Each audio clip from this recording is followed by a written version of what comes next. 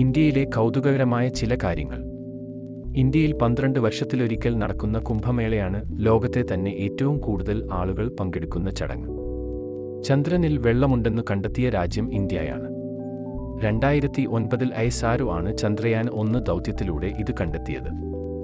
America കഴിഞ്ഞാൽ English സംസാരിക്കുന്ന ഏറ്റവും കൂടുതൽ പേരുള്ളത് ഇന്ത്യയിലാണ്.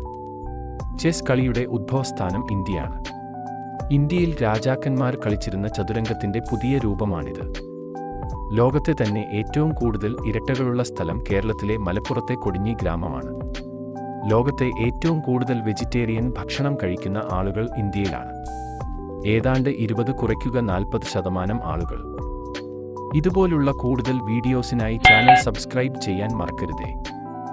ലോകത്തെ ഏറ്റവും വലിയ പോസ്റ്റൽ സർവീസുള്ള രാജ്യമാണ് ഇന്ത്യ. നഗരങ്ങളിലും ഗ്രാമങ്ങളിലുമെല്ലാം ഇവയുണ്ട്.